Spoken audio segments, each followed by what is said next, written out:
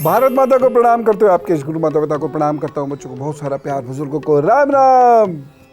आज जो मैं बात करने जा रहा हूँ ये बहुत इंपॉर्टेंट है। बहुत सारे बड़े लोगों को ज़रूर समस्या होती है लो बीपी की या हाई बीपी की, लेकिन ये समस्या दिन ब दिन बच्चों में भी बढ़ती जा रही है। 20 वर्ष, 25 वर्ष, 30 वर्ष, 35 वर्ष, 40 वर्ष के लोगों में भी ये समस्या आ रही है। अब युवावस्था में यदि ब्लड प्रेशर की समस्या हो गई तो आप जानते हैं ना आगे जाकर ये कितनी बड़ी समस्या दे सकती है।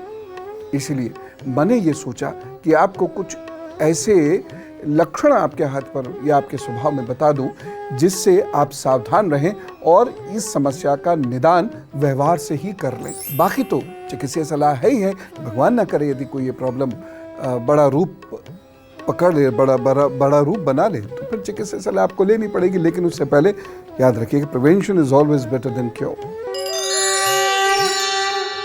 सबसे पहले कुछ लक्षण सुनिए। यदि ये समस्याएं हो रही हैं, ध्यान दीजिएगा, उपचार कीजिएगा, उपाय कीजिएगा, चिकित्सीय सलाह ले लीजिएगा। सुस्ती, गर्दन और सर में हल्का हल्का दर्द रहना, तेज धड़कनें बढ़ जाना,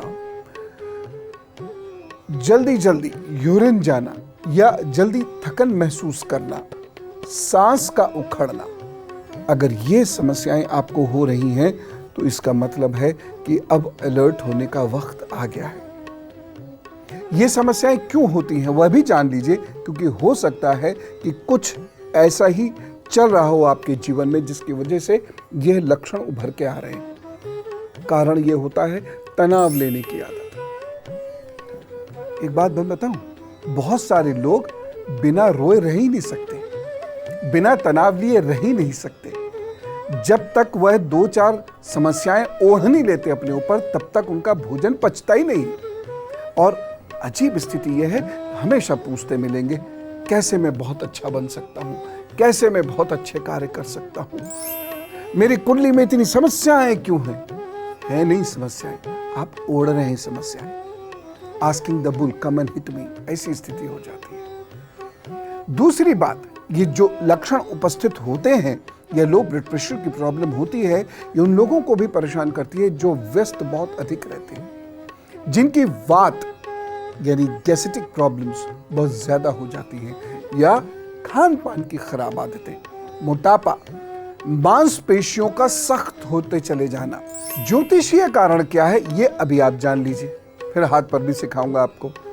चंद्रमा रक्त को गाढ़ा या पतला करने में सहायक होता है और चंद्रमा के खराब होने की वजह से रक्तचाप की प्रॉब्लम होनी शुरू हो जाएगी। कमजोर चंद्रमा मानसिक समस्याओं के कारण भी आपको रक्तचाप की समस्याएं देगा। यदि आपका चंद्रमा नीच का है या कुपित हो गया है तो मानसिक समस्याओं के कारण हाई ब्लड प्रेशर कर देता है और कभी कभी अवसाद के कारण लो ब्लड प्रेशर भी कर देता है। यदि मंगल पर शनि राहु है या फिर मंगल बहुत कुपित है तो भी आपको रक्तचाप यानी ब्लड प्रेशर की प्रॉब्लम देगा। कुपित मंगल तो हाई और इतना हाई दे देता है कभी कभी कि बहुत बड़ी समस्या हो जाती है। शनि मंगल हृदय की लार्ज आर्टरी और उसकी सहयोगी आर्टरीज को कमजोर करके हाई ब्लड प्रेशर के कारण हार्ट ट्रबल दे देता है। लेकिन शनि चंद्रमा को प्रभावित करके लो ब्लड प्रेशर की ऐसी समस्या देता है कि वह व्यक्ति लेटा रहेगा, सुस्त रहेगा, आलस्य से घिरे रहेगा, टेलीविजन देखते हुए सारा वक्त गुजारने की कोशिश करेगा, किसी दोस्त के मिलने पर फूट फूट के रोएगा और कहेगा ये नहीं हो रहा, वो नहीं हो रहा, मुझे कोई नहीं चाहता भैया। लेकिन कुछ भी बेहतर करने के लिए उसका तन और मन चलेगा ही नहीं, और ऐसे लोग भी हृदय की समस्या से पीड़ित हो सकते हैं। अब मैं आपको हाथ पर यह देखना सिखाता हूं कि यदि हमारे हाथ पर ये निशान है तो कहीं हमें ब्लड प्रेशर आदि की प्रॉब्लम हो तो नहीं जाएगी। देखिए, सीखिए। हाथ पर मैं आपको कुछ खास लक्षण दिखाता हूं जो यदि हैं तो ये लो ब्लड प्रेशर की प्रॉब्लम क्रिएट कर सकते हैं। जैसे हाथ का ये हिस्सा सामान्यतः ये बाहर निकलना चाहिए, लेकिन यदि ये चपटा है ना, ये यहाँ से ये चपटा है, ये बाहर की ओर नहीं निकल रहा, ये चपटा है यहाँ से और दबा हुआ भी है, ये पूरा हिस्सा दबा हुआ भी है, तो आपको ये प्रॉब्लम हो सकती है। एक और चीज़, ये और बहुत ध्यान से देखिएगा लक्षण कि अगर ये दबा हुआ और यहाँ पर कुछ छोटी सी इस तरीके की लाइंस हैं, ये बहुत बारीक बारीक सी रेखाएं होंगी, तो भी ये शो करता है कि आपको, अगर आपने ध्यान नहीं रखा तो लो बीपी की समस्या से जूझना पड़ेगा। यदि आपकी माइंड लाइन इस तरीके से ये यहाँ तक आ जाती है इस तरीके से, तो भी इसका मतलब ये है कि आपको लो बीपी की प्रॉब्लम से कभी ना कभी जूझना पड़ेगा। और 30-30, 40-40 साल बाद होता है। आप पे समय बहुत होता है अपने आप को बदल कर इस प्रभाव को बदल सके। यदि आपके यहाँ पर ये गड्ढा है, ये वाला हिस्सा गड्ढे में है और ऐसे ऐसे कुछ करके, या यहाँ पर बहुत सारी खड़ी हुई रेखाएं हैं, कि यहाँ पर बहुत सारी खड़ी खड़ी ऐसी रेखाएं हैं, तो भी आपके शरीर में बहुत कमज़ोरी, तनाव जल्दी पकड़ना, किसी भी बात को दिल पे तुरंत ले लेना और परेशान होकर अपने को अवसादग्रस्त कर लेना, डिप्रेस कर लेना, ये निशानियां हैं और फिर आपको लो बीपी हो जाता है। अब मैं आपको उपाय बताता हूँ, छोटे छोटे से उपाय हैं और निश्चित रूप से आप समस्याओं से बाहर आ जाएंगे। अन्यथा तो हांफते कांपते, परेशान होते हुए, भावुकता से भरे हुए, रोते रहते हुए, तनाव और अवसादग्रस्त होते हुए जीवन काटना पड़ेगा। उपाय करिए, ध्यान किया कीजिए।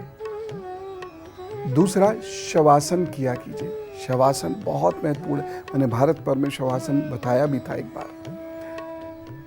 चांदी का कड़ा पहनिए, चांदी का कटा हुआ छल्ला अंगूठे में धारण कीजिए, अंगूठे की टिप्स पर, दोनों अंगूठे पर चंदन लगाइए, फिर सोइए। शिखा स्थान पर, यहाँ पर हल्का सा दबाव दिया कर, ज्यादा मत देना, हल्का हल्का हल्का। ज्यादा दे देंगे तो पता क्या होगा, सबको पता है। कोहनियों के बिंदुओं पर यहाँ हल्का हल्का दबाव दिया कीजिए, बहुत लाभ होगा, आपका स्ट्रेस भी रिलीज होगा। बाकी लोग भी ध्यान दें जिन्हें बहुत ड्राइविंग करनी होती है या खेलना रहता है या जिन्हें स्ट्रेस लेने की आदत है या ब्लड प्रेशर की आदत है, ये वाले पॉइंट्स, ये वाले पॉइंट, ये वाला पॉइंट, ये वाला हिस्सा, इस पे थोड़ा थोड़ा दबाव दिया करें, बहुत आनंद मिलेगा आपको और परेशानी से बचेंगे आप। तलवों के मध्य आपको दबाव देना चाहिए, जैसे ये पैर है इसके बीच में, ऐसे अंगूठे से ऐसे ऐसे ऐसे करिए और बहुत अच्छा होगा। तलवों पर घी की मालिश करने से बहुत आराम आता है इस परेशानी में, खास तौर से जिन्हें कभी कभी तनाव की वजह से ब्लड प्रेशर महसूस हो रहा हो जाता है। आजकल का समय ऐसा है और कुछ लोग होते हैं जिनके काम में तनाव होता ही है, इनबिल्ट होता है, तो उनके तलवों पर यदि घी की मालिश होती रहे, हल्की हल्की हल्की हल्की, और ऐसे ऐसे ऐसे ऐसे अंगूठे और उंगलियां दबाई जाएं, बहुत चैन आराम आता है। सोने से पहले पैरों को नमक के पानी में भिगोकर, उसके बाद उसे अच्छे से पोंछकर फिर सोएं। गीले पांव नहीं सोना चाहिए कभी। सर और अब निभाते हैं सावन की परंपरा, लेकिन उससे पहले मकान से संबंधित एक गुरु मंत्र।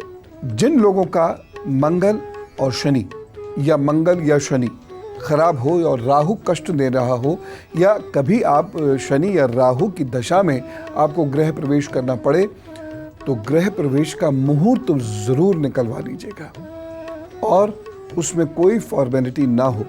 पार्टी शार्टी कभी भी होती रहेगी, बिल्कुल एग्जैक्ट उसी मुहूर्त के अंदर। कभी कभी तो ये मात्र 3 मिनट 40 सेकंड का निकलता है, उसी मुहूर्त के अंदर आप घर में प्रवेश करेंगे, ये ध्यान रखें। तो उसके बाद बहुत सारे दुर्योग भी अपने आप अच्छे फल देने लगते हैं। अब मैं आपको शिव जी की एक कथा सुनाता हूँ। एक बार भगवान शिव और माता पार्वती घूमते हुए काशी पहुंच गए। वहां पर भगवान शिव अपना मुंह पूर्व दिशा की ओर करके बैठे थे। उसी समय माँ ने पीछे से आकर अपने हाथों से भगवान शिव की आंखों को बंद कर दिया। ऐसा करने पर उस पल के लिए पूरे संसार में ही अंधेरा छा गया। जैसे ही माता पार्वती के हाथों का स्पर्श भगवान शिव के शरीर पर हुआ, वैसे ही भगवान शिव के सिर से पसीने की बूंदें गिरने लगी। उन पसीनों की बूंदों से एक बालक प्रकट हुआ। उस बालक का मुंह बहुत बड़ा था और भयंकर था। उस बालक को देखकर माता पार्वती ने भगवान शिव से उसकी उत्पत्ति के बारे में पूछा।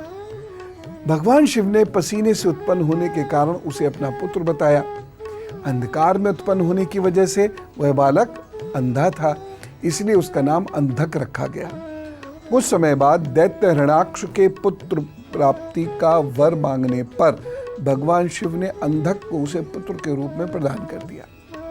एक बार अंधक के भाइयों ने उसके अंधे होने पर बड़ा उपहास किया। ऐसा सुनकर अंधक निर्जन वन में जाकर घोर तपस्या करने लगा और ब्रह्मदेव को प्रसन्न कर उनसे दिव्य चक्षु मांगे और देव, दानव, मानव, गंधर्व आदि किसी भी प्राणी के हाथों उसकी मृत्यु ना हो, ऐसा वर मांगा। मिल भी गया। जब ऐसा वर मिल गया तो वह अनाचार में लिप्त हो गया और वह माँ पार्वती को ही पाने की कामना करने लगा और भगवान शिव से युद्ध करने के लिए तैयार हो गया। भगवान को अब आया गुस्सा।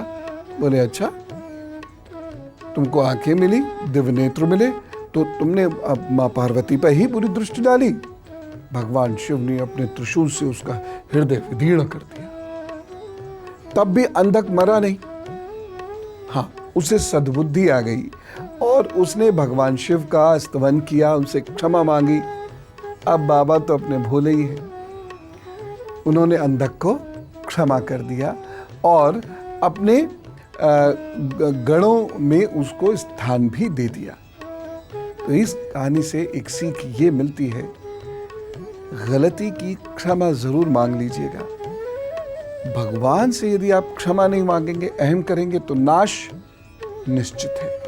लेकिन यदि आप क्षमा मांग लेंगे भगवान से, भगवान के अच्छे कार्यों को, भगवान के कार्यों को अच्छे से आगे बढ़ाना शुरू करेंगे, तो फिर बाबा ईश्वर सब माफ कर देते हैं और आप उनके प्रिय भी हो सकते हैं। तो यही प्रार्थना करता हूँ कि आपके सिर पर आपके अपने द्वारा बनाई गई सुंदर सी छत हो, अच्छा सा मकान हो, आपके स्वप्न का महल आपको मिले। इसके लिए जितना प्रयास और पूजा करनी हो आप जरूर कीजिएगा। आज तो मैं चलूँगा। आप बहुत खुश रहना, बहुत खुश रखना और बड़े उद्देश्य के प्रति काम में जुट जाना। राम राम, नमस्कार। व्यस्त रहा कीजिए, लेकिन जो खास बात है वो सिर्फ यही है, परिणाम को लेकर बहुत ज़्यादा टेंशन में नहीं रहिए। अच्छा आ गया तो ठीक, नहीं आया तो फिर कुछ और देखेंगे, जैसी हरी इच्छा। बस सिर्फ इतनी सी बात आपको व्यस्त और तनाव के साथ व्यस्त रख सकती है। इतनी सी बात का अंतर बस आप समझ लीजिए, मोक्ष मिल जाएगा। आज खूब हंसिए, ठागा मार के हंसिए, इससे अपने आप बीपी सब ठीक हो जाता है। चलता हूँ। राम राम, नमस्कार।